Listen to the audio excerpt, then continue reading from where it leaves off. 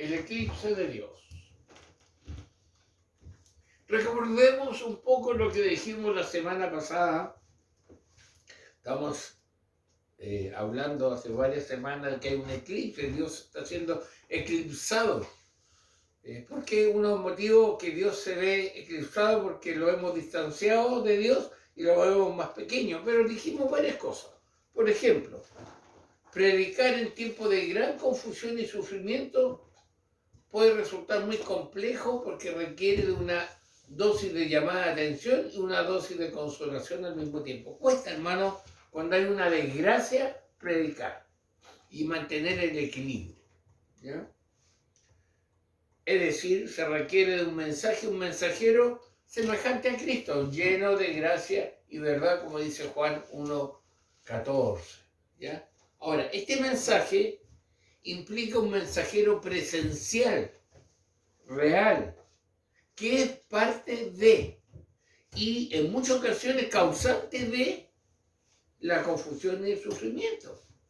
Ya eso lo estado viendo. Estamos viendo la semana pasada la palabra de Dios en medio del dolor y la tragedia. Que hay que predicar la palabra de Dios.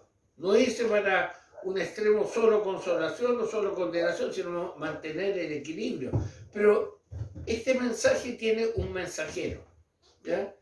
Lo cual implica que parte de este eclipse de Dios, que está presente en las iglesias cristianas, conlleva un aspecto que comúnmente es ignorado o minimizado o tergiversado o simplemente no se toca, porque se confunde el rol del pueblo de Dios dentro del mundo, dentro de la sociedad, ¿ya? Por eso es importante que coloquemos atención. La semana pasada, o el mensaje anterior, hablamos sobre la palabra de Dios en medio del dolor y el sufrimiento. Bueno, hoy día vamos a estar hablando de otra cosa que está relacionado con el dolor y el sufrimiento. Si usted alcanza a percibir los dibujos, aquí hay desgracias que han pasado, esa gran desgracia que tuvimos del incendio donde fueron asesinados 137 personas y todavía no hay ningún culpable que han encontrado, ¿ya? Terremotos, atentados, tanta incertidumbre y no tenemos que olvidar la siguiente escena, ¿ya? ¿Se acuerdan cuando veíamos niños caminando así, rumbo al colegio, y en el colegio lo esperaba alguien así, ¿ya? Con el famoso PCR y todo, que fue un momento, hasta el momento está todavía supuestamente este virus, ¿ya? Pero, ¿qué significa eso cuando vemos todas estas cosas? Que hoy día vamos a ver la otra moneda de la tragedia y el sufrimiento, porque vamos a hablar de el pueblo de Dios en medio del dolor y la tragedia. El pueblo de Dios. La semana anterior vimos la palabra de Dios, ahora vamos a ver el pueblo de Dios. Sí, tú y yo en medio del dolor y la tragedia, ¿ya? Y esto es algo que tenemos que colocar mucha atención. ¿Por qué? Las epidemias y las pandemias han sido parte de la historia de la humanidad desde el segundo siglo o antes, ¿ya? Siempre ha habido. Vamos a hacer un pequeño repaso sin entrar en detalle, a lo mejor usted ha escuchado o no, pero por ejemplo en el año 1918 la famosa gripe española. Era un brote de influenza que provoca la muerte de 50 millones de personas. 50 millones de personas más o menos, no te olvides ese número, 50 millones. Y veíamos escenas como de este tipo, estamos hablando hace más de 100 años atrás, niños también ya usando mascarillas por esa famosa gripe española, una influenza, ¿ya? Que mató más de 50 millones de personas. 1918. Avancemos un poquito más en la historia. Entre 1946 y 1953, la peste bubónica o la peste negra fíjate bien, provoca la muerte de unos 100 a 200 millones de personas en el mundo. ¿Cuánto produjo la otra? 50. Esta entre 100 y 200 millones. Y veíamos máscaras como de ese tipo y algo que no tenemos que ignorar. Hoy, siglo XXI, en muchos países de África todavía está la peste bubónica, la peste negra. ¿Ya? Entonces, 50 millones, 200 millones. Bueno, entre el 2020 y hasta la actualidad, el COVID-19 provoca la muerte de unos 15 millones de personas. ¿Ya? Y vemos todo esto de los niños, de toda esta propaganda que está pasando. Si nos detuviéramos aquí, hermano, diríamos, ¿quién ha matado más? Y bueno, sin entrar en otros detalles. ¿Ya? Y sabemos que el COVID-19 es lo más cercano que tenemos en peste, ¿ya? También quizás se llevó a muchos cristianos. ¿Ya? Pero si nos colocamos un poco así, futurista, no sé cómo llamarle, o agarramos el diario o lo que está diciendo, podemos decir, ustedes van a tener que empezar a acostumbrar a este dibujo. ¿Ya? Al famoso monkeypox, mpox, que es la viruela del mono que se viene ahora. ¿Ya? Que ya la Organización Mundial de la Salud, comillas, ya está decretando casi una alerta mundial sobre esto. Otros dicen ya hace como 30 años que está la vacuna para esto, pero ahí hay un tira y floja, pero a lo mejor van a querer volver a experimentar en muchos aspectos con esto. Pero, hermano, cuando miramos todo esto, el COVID fue un tiempo de gran confusión y sufrimiento, lo que llevó a diferentes naciones de la Tierra a tomar medidas extremas e inéditas. Hay naciones que cerraron sus fronteras, no entra nadie, hasta que aquí mismo en Chile, en la isla de Pascua, cerró la frontera y evitó por cuánto tiempo no tener, comillas, contagiados. ¿Ya? Entonces, peste bubónica, peste negra, el COVID. Hagamos una pregunta. ¿Por qué recordar todo esto? Pastor, está predicando, usted no está dando clase de historia, ni de peste, ni nada. ¿Por qué recordarlo? Por lo siguiente. Fíjate bien.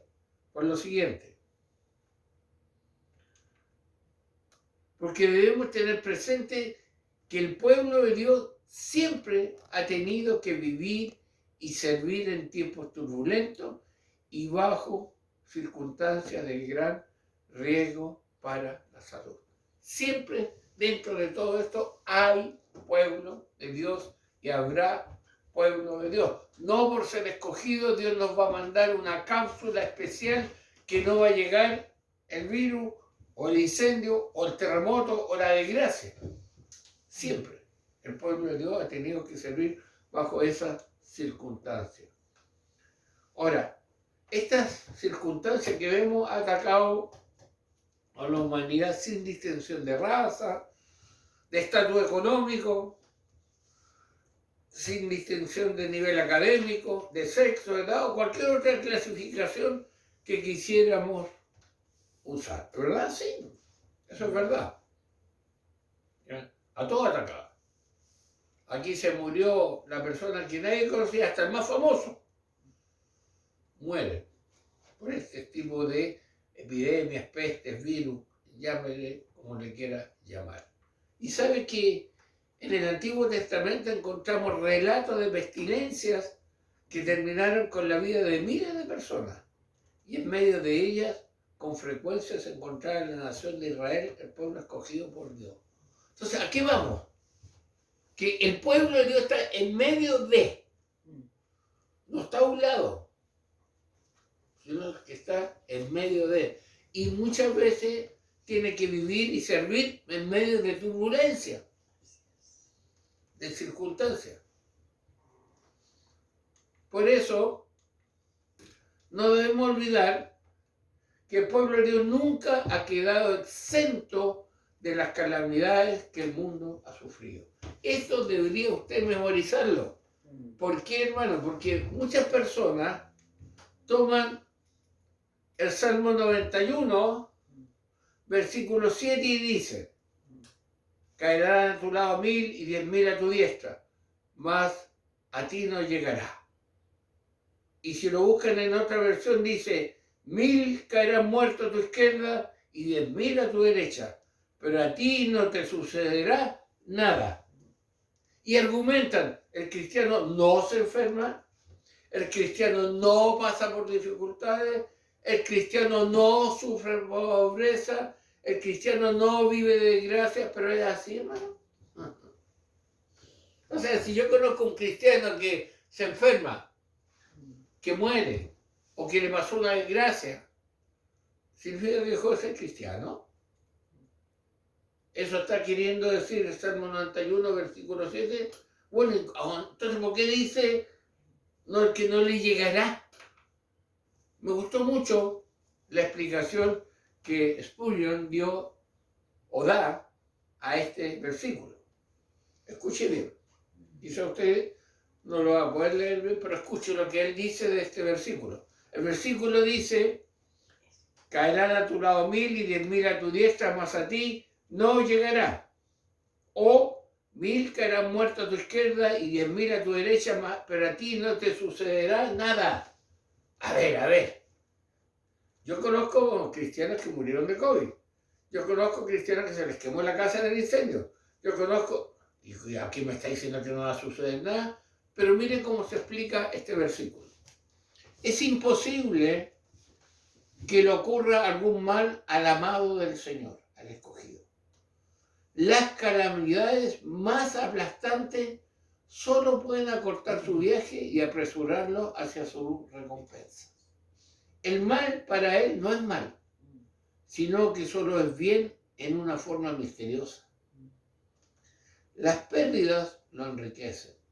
La enfermedad es su medicina. El reproche es su honor. La muerte es su ganancia. No le puede suceder ningún mal en el sentido estricto de la palabra, porque todo es invalidado para siempre. Para mí el morir es Cristo y el vivir es ganancia. ¿Se dan cuenta? Eso quiere decir, no dice que no vamos a pasar desgracia. O sea, tenemos que recordar que el pueblo de Dios está en medio del dolor y la tragedia. ¿Ya? Sufre el dolor y la tragedia.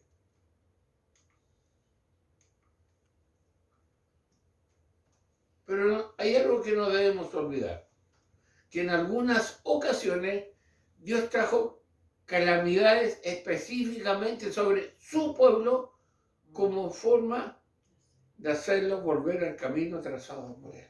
¿Ya? Aparte de lo que sucede en el medio, en el mundo, hay veces que Dios mandó pestes, mandó castigo y mandó calamidades a su pueblo para hacerlos volver. Por eso vamos a volver, vamos a retroceder un poco y vamos a dejar que nos hable el profeta Amós. Este sí que es el profeta Amós, ¿ya? Vamos a dejar que nos hable, ¿ya? Y vamos a entrar un poco más en la temática de el pueblo de Dios en medio del dolor y la tragedia, ¿ya? Pero tenemos que conocer el trasfondo de este profeta, uno de los profetas menores, que quizá usted ni ha leído, hermano, porque como es profeta menor, ¿ya? Pero que, ¿cuál era el trasfondo? Escuche bien. En los tiempos del profeta Amós, el pueblo estaba muy desviado, plagado de idolatría e inmoralidad sexual. Estoy hablando del tiempo de Amós, no de ahora. ¿Ya? Esa era la condición del pueblo. Desvío, idolatría, inmoralidad sexual. El pueblo de Dios. Pero, ¿sabe qué? ¿Sabe por qué no se dan, entre comillas, cuenta o no están, como dicen los lolos, ni ahí? Por lo siguiente. Escuche. Sin embargo, el pueblo hebreo, el pueblo escogido de Dios, en el pueblo hebreo, había un gran optimismo nacional y una prosperidad financiera que trajo como consecuencia un aumento de la avaricia, cierta hipocresía religiosa y un sentido falso de seguridad. Estoy siendo bendecido, así que Dios está conmigo. Aunque inmorales sexuales, aunque idolatría, aunque rebeldía, pero me va bien.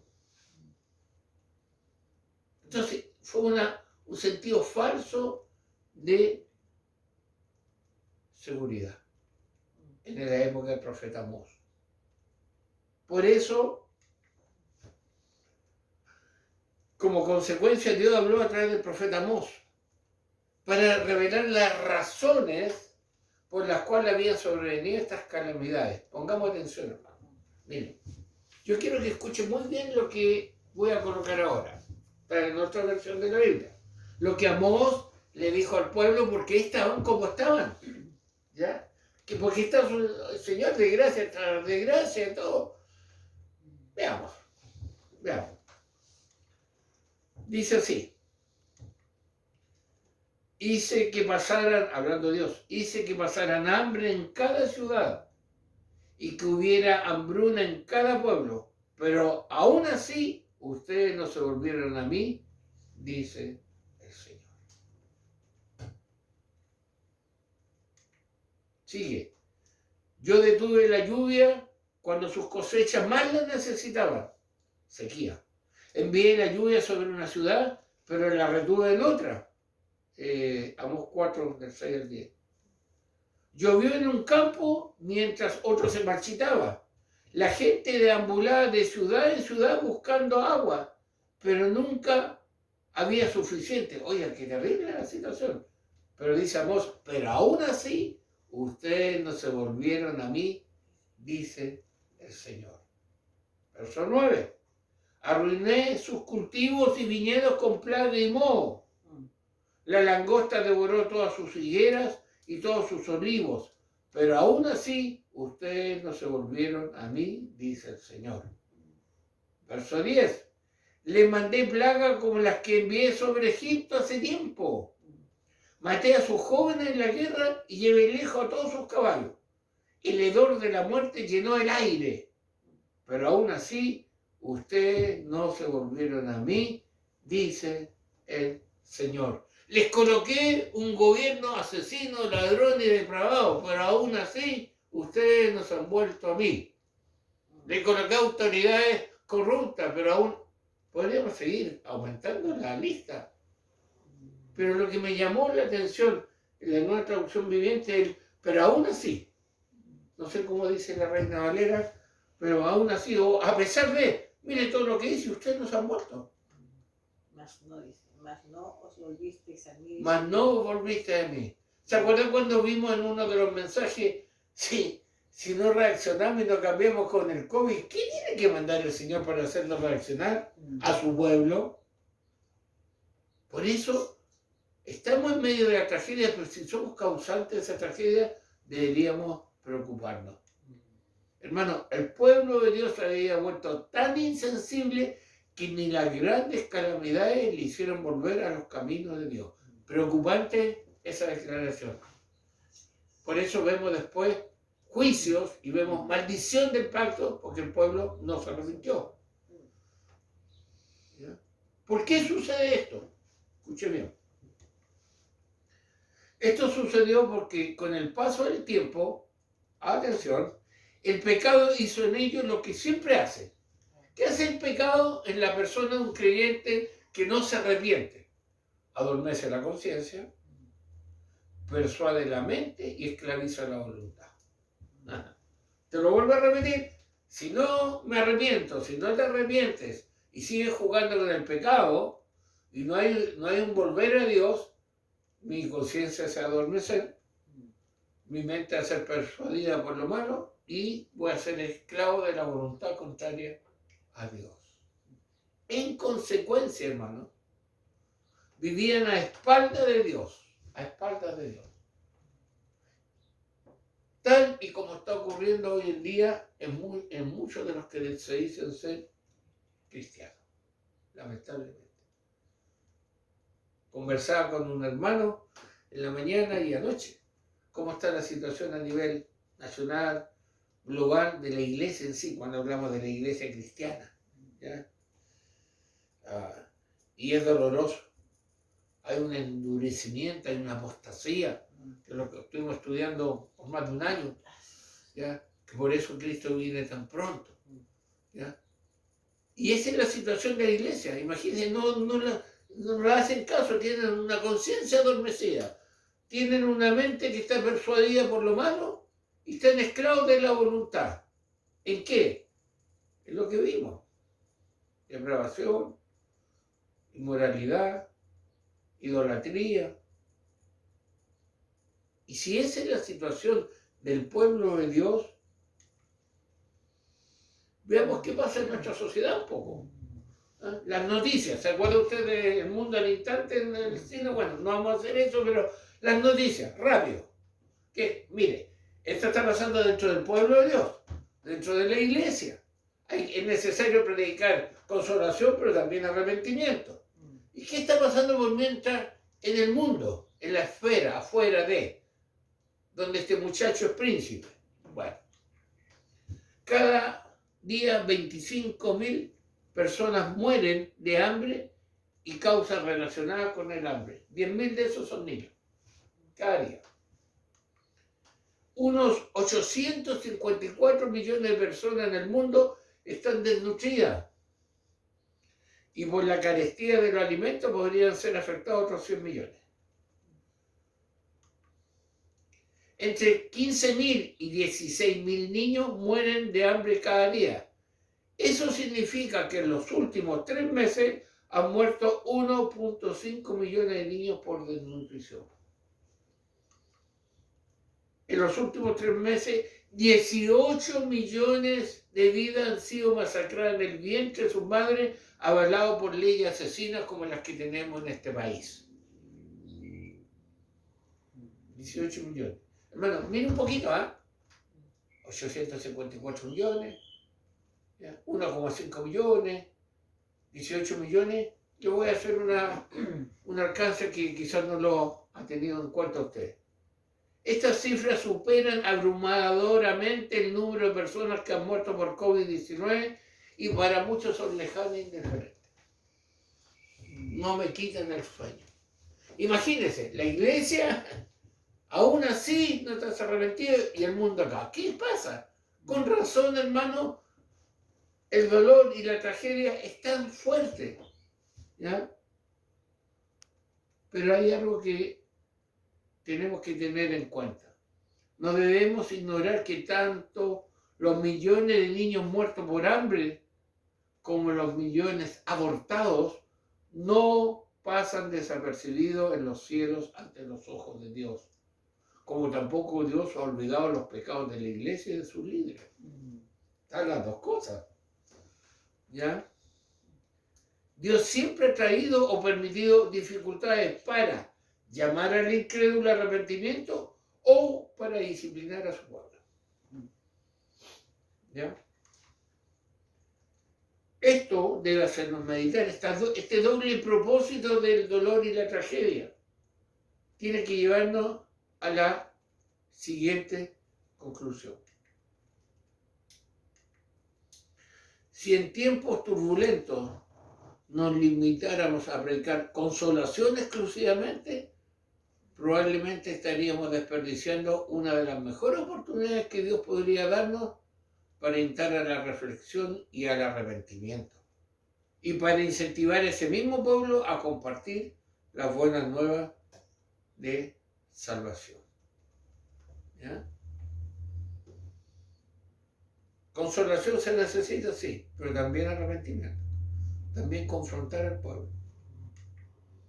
La realidad antes descrita es tan abrumadora, hermano, y los males del mundo tan numerosos y grandes que la iglesia cristiana podría sentirse abrumada e incapaz de responder ante tanto dolor y sufrimiento. Podría ser, ¿verdad? ¿Qué hacemos? Y ahí está el inconverso. Bueno, si Dios fuera real, si Dios existiera, no habría pasado esto. Si Dios, si eso, argumento. ¿Dónde está Dios?